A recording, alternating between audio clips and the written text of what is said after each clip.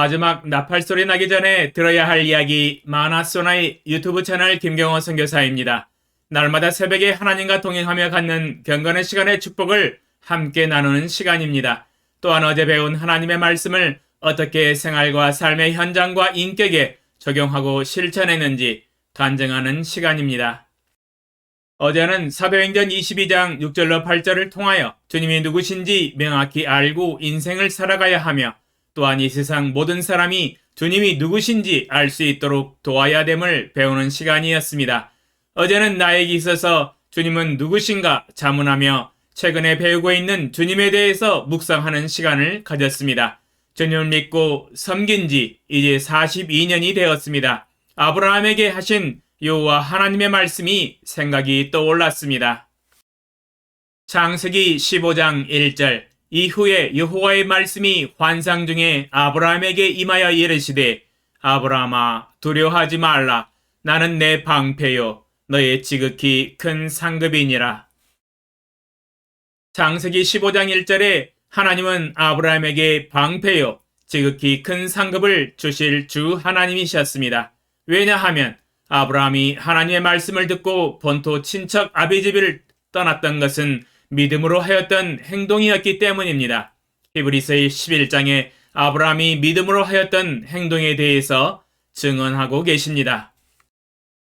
히브리서 11장 8절 믿음으로 아브라함은 부르심을 받았을 때에 순종하여 장래의 유업으로 받을 땅에 나아갈새 갈 바를 알지 못하고 나아갔으며 창세기 12장 1절로 3절 여호와께서 아브라함에게 이르시되 너는 너의 고향과 친척과 아버지의 집을 떠나 내가 내게 보여줄 땅으로 가라. 내가 너로 큰 민족을 이루고 내게 복을 주어 내 이름을 장대하게 하려니 너는 복이 될지라. 너를 축복하는 자에게는 내가 복을 내리고 너를 저주하는 자에게는 내가 저주하리니 땅의 모든 족속이 너로 말미암아 복을 얻을 것이라 하신지라. 히브리서 11장 8절과 창세기 12장 1절로 3절을 보면 아브라함이 하나님의 부르심을 받았을 때의 고향과 친척과 아버지의 집을 떠나 하나님이 보여주신 약속의 땅, 유업의 땅으로 가야 했습니다. 갈 바를 알지 못하고 나아갔다고 증언하고 있습니다. 시대적 배경을 이해할 필요가 있습니다. 그때 당시는 부족을 중심으로 족장이 이끄는 부족국가 사회였습니다. 그러므로 고향과 친척과 아버지의 집을 떠난다고 하는 것은 매우 위험한 모험이었습니다. 다른 부족들이 사는 부족국가 사회로 들어가고 지나간다는 것은 이업을 주고 이업을 받을 수 있는 상황이라서 쉽지 않는 환경의 연속이었습니다. 공격을 받으면 죽을 수도 있는 상황입니다.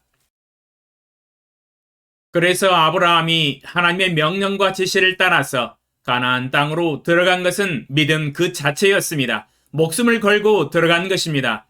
그러므로 창세기 15장 1절에 하나님이 처음으로 소개한 것이 바로 나는 너의 방패다 라고 말씀하신 이유입니다. 아브라함의 부족을 타 부족으로부터의 공격으로부터 막아주시는 방패라는 의미입니다. 하나님의 이름을 걸고 막으시고 보호해 주시는 것입니다. 하나님은 아브라함이 믿음으로 목숨을 걸고 순종하였던 삶에 대해서 창세기 15장 1절에서 너의 지극히 큰 상급이니라 라고 소개하셨습니다. 하나님은 아브라함의 믿음의 순종에 대해서 지극히 큰 상급을 주시겠다고 약속을 하고 계십니다. 저의 삶에서도 제가 믿음으로 걸어온 42년간의 순종은 동일하게 아브라함처럼 하나님은 제게 지극히 큰 상급으로 보상해 주실 것입니다. 그러므로 믿음으로 사는 사람들에게 하나님은 이 약속을 믿도록 요구하고 계십니다. 히브리서 11장 6절 믿음이 없이는 하나님을 기쁘시게 하지 못하나니 하나님께 나아가는 자는 반드시 그가 계신 것과 또한 그가 자기를 찾는 자들에게 상 주시는 이심을 믿어야 할지니라. 히브리서 11장 6절에 하나님을 찾는 자들에게 상 주시는 하나님이신 것을 믿어야 한다고 요구하고 계십니다. 주여 제가 믿나이다. 주님은 믿음으로 살아가며 순종하는 자에게 반드시 지극히 큰 상급과 상을 주시는 분이십니다. 믿음으로 사는 저에게도 동일하게 상급을 주실 것을 믿습니다. 오늘도 먼 훗날 나의 달려갈 길을 마치고 천국 하나님의 심판 보좌 앞에서 제게 상급과 면류관을 주실 것을 바라보며 믿음으로 오늘도 순종하며 주님을 따라갑니다. 그러면 오늘 새벽에 하나님과 동행하며 가졌던 경건의 시간의 교훈과 축복과 적용사항을 함께 나누겠습니다. 사도행전 27장 21절로 26절.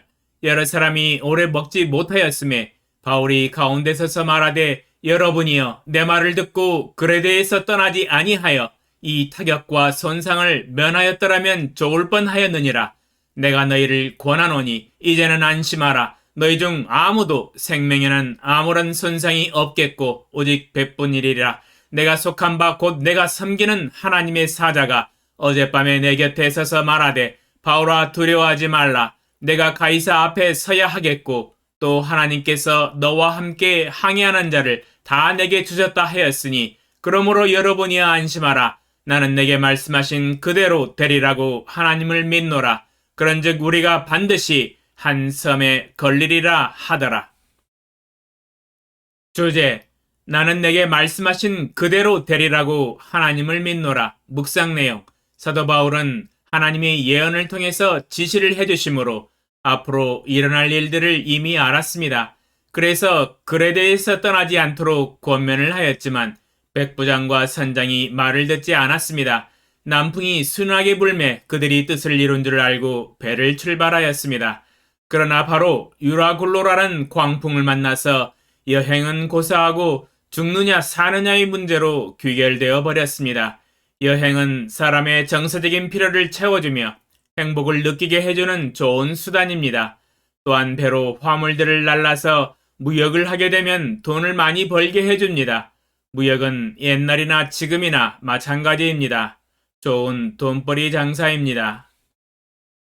그러나 정작 바다에서의 유라굴로 광풍을 만남으로 인하여 이제는 더 이상 행복을 위한 여행도 아니요 돈을 많이 벌기 위한 무역도 아니었습니다. 지금부터는 죽느냐 사느냐의 문제로 사람의 목숨을 위협당하게 되었습니다. 목숨을 잃어버리면 행복하고 낭만적인 관광여행이 아무 소용이 없으며 무역을 통한 노다지를 캔다 한들 무슨 소용이 있겠습니까? 이제는 살아야 한다는 유일한 희망이 그들의 마음을 사로잡았을 것입니다. 배에 탔던 276명은 광풍으로 인하여 생사의 기로에 서 있었습니다. 눈앞에 바로 다가오는 죽음 앞에는 역시 관광이나 돈이나 먹을 것이 그리 중요하지 않았습니다. 그들은 광풍으로 인하여 14일 동안 음식을 먹지 못했습니다. 얼마나 다급했으면 배고파도 먹을 수가 없을 정도의 극한 상황으로 치닫고 있겠습니까? 제가 군대를 가기 전에 하나님께서 나의 앞서서 행하여 주시도록 금식기도 제목을 가지고 오살리 기도원에 가서 13일 금식을 하였습니다.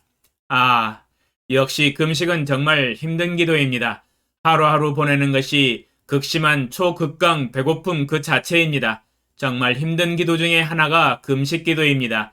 13일 금식을 어떻게 했는지 모든 것이 하나님의 은혜로 버텨냈습니다. 그런데 배에 타고 있었던 그들 276명은 자원하는 금식 기도도 아닌데 광풍의 환경으로 인하여 14일 동안 먹지를 못했습니다.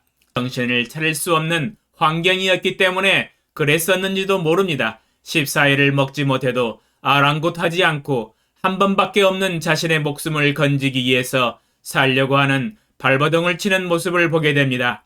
역시 목숨이 음식보다는 훨씬 중요한 것이 맞는 말입니다. 목숨 앞에서는 14일 동안 먹지 못해도 버틸 수 있기 때문입니다. 하나님은 사도 바울에게 앞으로 일어날 일들을 천사를 통해서 가르쳐 주셨습니다. 사도 바울이 하나님의 말씀을 전합니다. 너희 중 아무도 생명에는 아무런 손상이 없겠고 오직 백분이리라. 나와 당신들 276명 모두 살아서 돌아갈 것이요. 나는 로마에 도착해서 가이사 앞에서 재판을 받을 것이다. 그러므로 안심하라. 나는 내게 말씀하신 그대로 되리라고 하나님을 믿노라. 사도 바울은 하나님이 말씀해 주신 대로 그대로 되리라고 하나님을 믿었습니다. 사도 바울의 말대로 배만 파손되고 276명 모두 육지에 헤엄쳐서 상륙하여 구원을 받았습니다. 나의 삶에서도 하나님은 성경 66권을 통하여 수많은 약속들을 해주시고 계십니다. 저는 하나님이 말씀하시고 약속하신 모든 약속들이 분명히 이루어질 것을 믿습니다. 하나님은 말씀하신 대로 성취하시는 분이십니다. 오늘도 하나님이 약속하신 약속들을 마음에 생각하고 믿음으로 나아갑니다. 적용사항, 나의 삶에서 이루어져야 할 하나님의 약속들은 어떤 것들이 있는지 살펴보게 하시고 하나님 앞에서 하나님의 약속들을 나의 삶에서 실현해 주시도록 하나님의 약속을 주장하며 기도하는 시간을 적용합니다. 주의 신실하신 약속들을 마음에 믿고 기도하며 부르짖게 하소서. 예수님의 이름으로 기도합니다. 아멘. 2021년 12월 23일 목요일 새벽 5시